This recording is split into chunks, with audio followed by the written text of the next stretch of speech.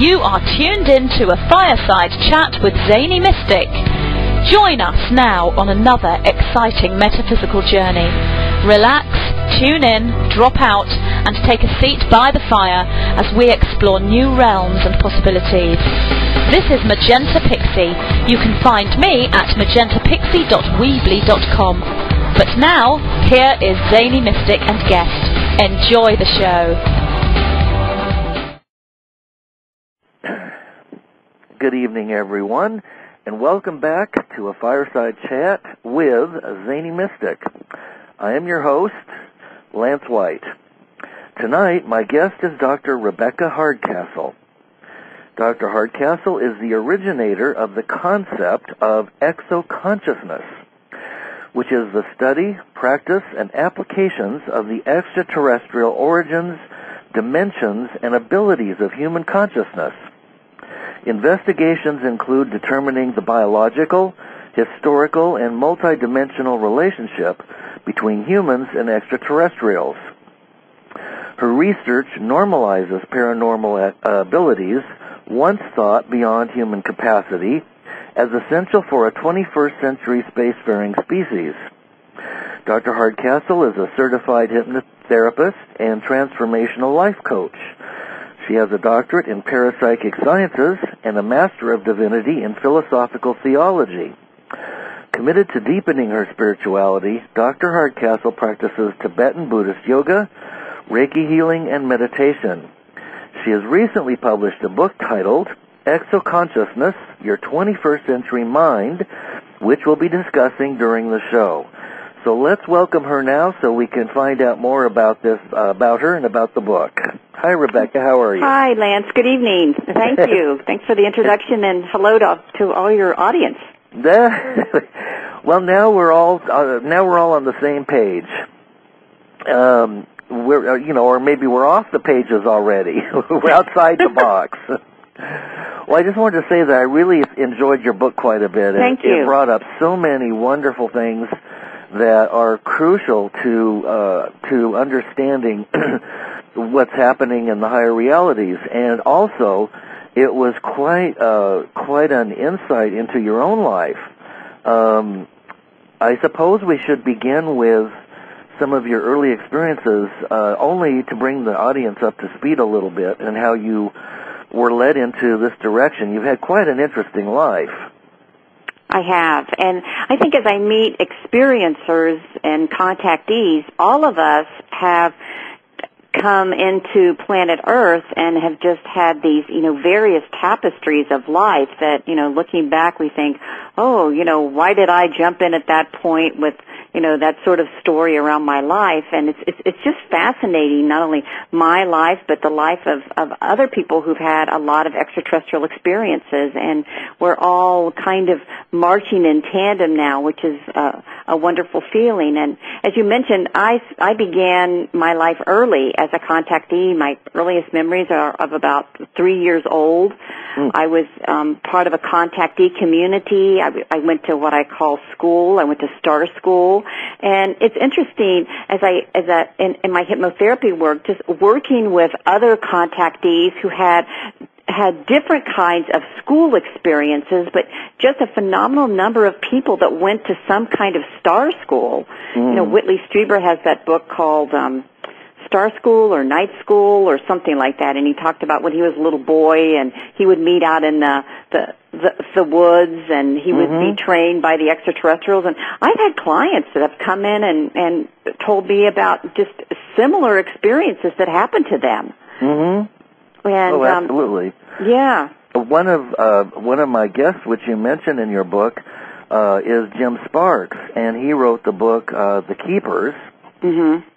And although his experiences, he resisted for so many years being taken, and it wasn't until I think the last 20 or 30 years that he was having these experiences that he finally settled down and realized that he'd get a lot more out of them if he didn't resist. But he talks about, these huge rooms with monitors and schooling things, and how they would give him these devices to play with, and it's fascinating stuff. And I talk a little bit in my book.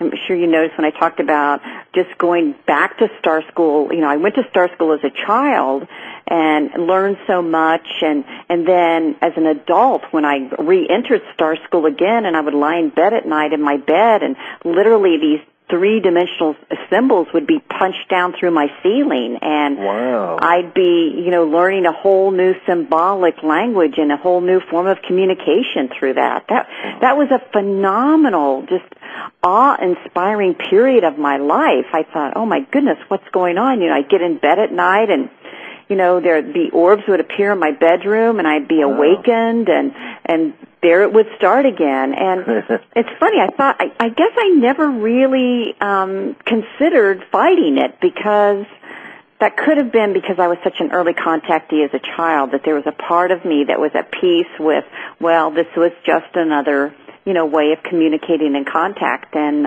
it was okay. Yeah, yeah. And it's funny you mentioned Jim Sparks, because I had a lot of contact for many, many, many years, especially as a child, and then actually later as an adult with reptilians. Let's talk about that. Okay. Because there's a lot of misunderstandings, I think. I feel that also. And there's a lot of fear surrounding the reptilian race. Yes. And I think that maybe you can help shed some light on that. Well, when I was a child, I grew up in West Virginia, and that's really, that's a geography that's full of holes. I mean, there's, veins of coal, and there's an emptiness underneath West Virginia.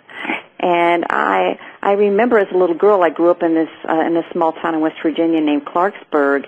And I have just vivid, distinct memories of being a little girl and going down through these little narrow streets of the town that I grew up in, and going down, remember alleys? People used to have alleys, and I would, go down these alleys, and they were literally, coal alleys. They had old pieces of coal and gravel in them, and they were kind of dirty, because West Virginia is a coal mining state. And I can just remember going down, we used to call them hollows. So you've got to kind of go down in these hollows, down these alleys and hollows, and literally being pulled under the ground as a child. Wow. And then, being in an altered state and in another dimension underneath the earth, and then also having a vivid memory of coming back up out of the earth and knowing that I was okay, that, I was all in one piece, and, I guess I never thought I was crazy. It was just something that happened to me, and I just fell underground all the time. Wow. What was underground there? Was it a living facility? Was it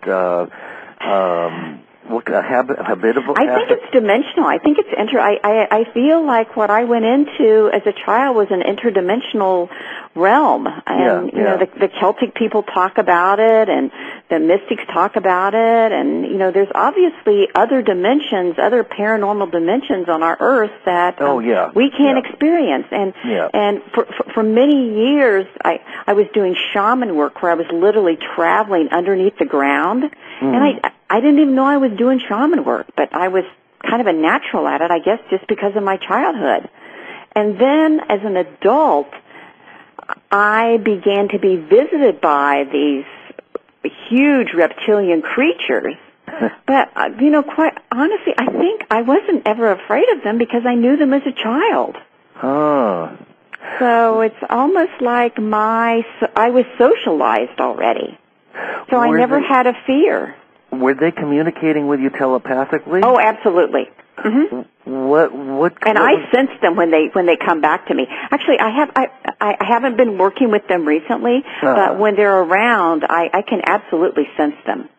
What did they want to communicate to you? I feel very strongly that they are on a separate. They are a dimension or an interdimension of our Earth.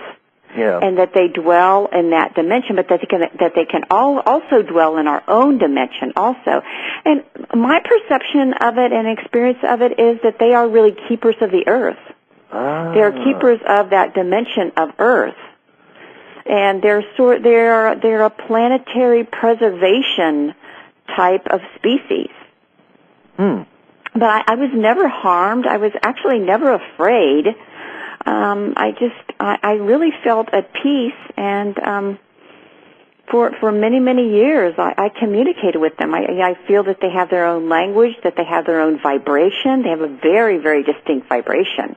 Like, was it, can you describe it? It can be loud. Yeah. It can be loud. It can be rather jarring because they're quite huge.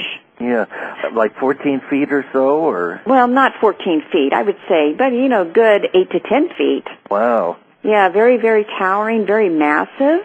Yeah, I've heard that they have quite yellow eyes. Yes, the yellow eyes, and the skin is just, it's quite something. Their skin is quite something. Yeah. Now, those weren't the only ones that you were contacting, too. You had contact with what we would call the Greys and the what do you call them? The Praying Mantis. Yes, I love the Praying Mantis. Which are supposed to be quite brilliant. Yes. I've heard this from and quite other shy. people. Yes, and they're like genius and just very loving. Yes, they are just, for a long time I was communicating with them, and they would literally come in my bedroom, and I had a big tall chest of drawers in my bedroom. So there would be my bed, and then at the foot of my bed and somewhat across from my bed and down from my bed would be this chest of drawers. And it's interesting with this Praying Mantis, they rarely would completely approach me. They would kind of stay off and oftentimes kind of manifest right in front of that chest of drawers. And I knew that they were there because their arms and just continually move. Yeah. There's this, kind of like a vice-like, arm appendage that they have, and they just have this just continual, gentle movement that I always recognized, and I knew it was them, and they were just quite shy, as you said, quite brilliant, and I felt that they also hold an energy of protection with a lot of contactees.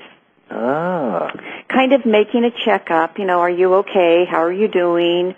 Our presence is here, just as a reminder.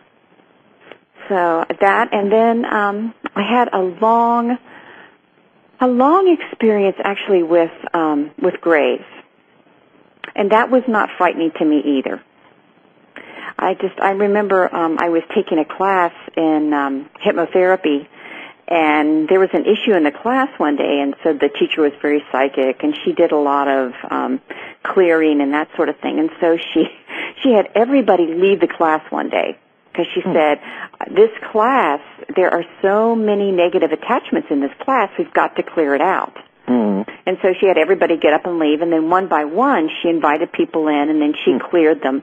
Well, it came my turn to be cleared, and the teacher and the assistant is a really good friend of mine, and the teacher is standing there, so I'm standing in between the assistant and the teacher, and the teacher goes, oh my golly, she is like surrounded by all these Grays. And then my friend goes, yes, and you're not going to get rid of them, so just let her go sit down. She's fine. It was like, oh my goodness, other people can see it. And that was such an empowering time in my life. And I just had to share with your guests that, I went to Southwest Institute for Healing Arts, and I took my hypnotherapy certification, and I took my coaching certification, and I went to school there probably for 3 years. And it was so empowering to me, Lance, because I got the opportunity to literally stand up in public among my peers and tell people what I did and who I was. Wow. And, I talked about my exoconsciousness work. I talked about the kind of how I was going to carry out that work, what my missions were, what these different races were that I worked with. And there was just this unfolding, a gradual unfolding of acceptance that, I was okay and what I was doing was okay. And it was so empowering for me just to get up and have to speak publicly that this is who I am and this is what I do. Yeah, that's wonderful, Rebecca.